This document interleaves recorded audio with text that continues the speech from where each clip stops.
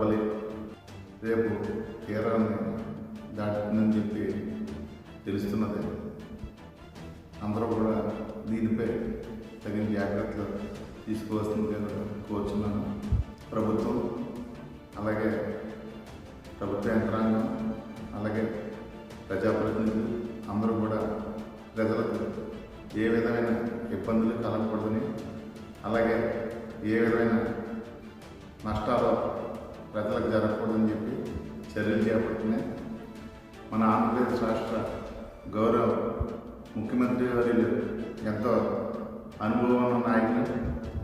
ఆయన ఉమ్మడి ఆంధ్రప్రదేశ్ రాష్ట్ర ముఖ్యమంత్రిగా ఉన్నప్పుడు 1996లో మన ఉమ్మడి తూర్పుగోదావరి జిల్లా తుఫాన్లో చాలా దెబ్బతిన్నది.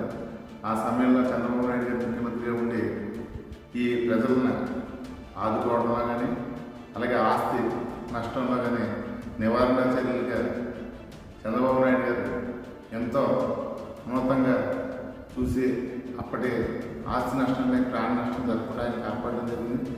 అలాగే తుఫాను వెళ్ళిన తర్వాత కూడా ఆయన నిరంతరం కూడా ఈ జిల్లాకు వచ్చి ఇక్కడ ప్రజలందరికీ కూడా చేరుగా ఉండి వీళ్ళకి కావాల్సిన సదుపాయాలన్నీ కూడా ఆయన దగ్గర చేయడం జరిగింది.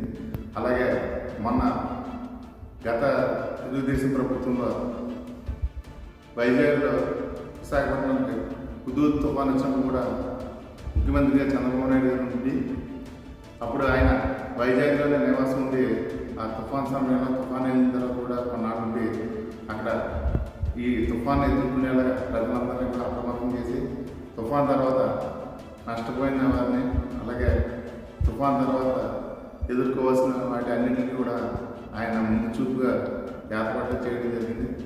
అలాగే ఇప్పుడు మొంత తుఫాన్ గురించి కూడా చంద్రబాబు నాయుడు గారు సచివాలయంలో ఉండి ఎప్పటికప్పుడు రాష్ట్రంలో ఉన్న ఐఏఎస్, ఐపీఎస్, అలాగే ఎంపీని, ఎమ్మెల్యేని అందరినీ కూడా అప్రమత్తం చేసి రాష్ట్రంలో ఉన్న ప్రజలకు ఏ విధమైన ఇబ్బందులు జరగకూడదని, అలాగే ఏ విధమైన ప్రాణ నష్టం, ఆస్తి నష్టం జరగకూడదని చెప్పి చంద్రబాబు నాయుడు గారు ఎప్పటికప్పుడు మార్పులు చేస్తూ వీళ్ళందరికీ సూచనలు, సలహాలు ఇస్తున్నారు.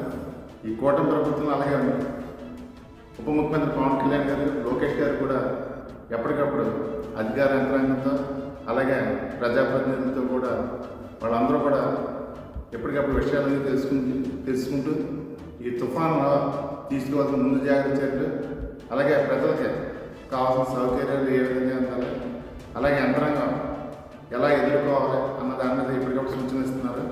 అందరూ కూడా చాలా జాగ్రత్తగా ఉండి ఈ తుఫాను తీరం దాటి మామూలు పరిస్థితి వచ్చే వరకు కూడా ప్రజలందరూ కూడా చాలా జాగ్రత్తగా ఉండాలని చెప్పి కోరుచున్నాను. అలాగే స్థానిక నాయకులు, అలాగే అధికార యంత్రాంగం చెప్పిన ప్రకారంగా కూడా ప్రజలందరూ నడుచుకుని పునరావాస కేంద్రానికి వెళ్ళి వాళ్ళు అవసరమైతే అక్కడ పునరావాస కేంద్రంలో వాళ్ళకి అన్ని సదుపాయాలు కూడా ప్రభుత్వ యంత్రాంగం, అలాగే స్థానిక నాయకులు ఏర్పాటు చేయడం జరిగింది. అందరూ కూడా చాలా జాగ్రత్తగా తుఫాన్ జాగ్రత్తని పాటించాలని కోరుతున్నాం. ఎవరో కూడా చెట్ల కింద నిలబడవద్దు, గాలి వీచే సమయంలో ప్రయాణం చేయవద్దు, అలాగే భారీ వర్షాల సమయంలో ప్రయాణం చేయవద్దు, అలాగే పాతపడిపోయిన బిల్డింగుల్లో కానీ, పాతపడిపోయిన పెయింటింగ్లో కానీ, పాతపడిపోయిన తాటాకింటిల్లో కానీ ఎవరు నివాసం ఉండదు. వాళ్ళందరూ కూడా పునరావాస కేంద్రాలకు వెళ్ళాలి.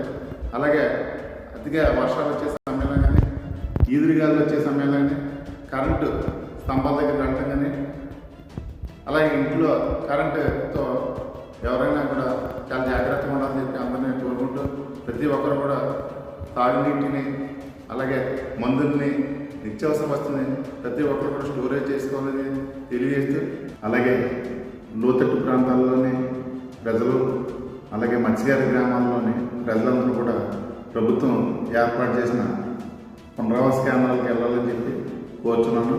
అలాగే స్థానికంగా ఉన్న ఎమ్మెల్యేలు, ఎంపీలు, అలాగే అధికారులు, కలెక్టర్లు, ఎస్పీలు అందరూ కూడా వాళ్ళందరికీ ఏర్పాట్లు దగ్గరుండి పర్యవేక్షిస్తున్నారు.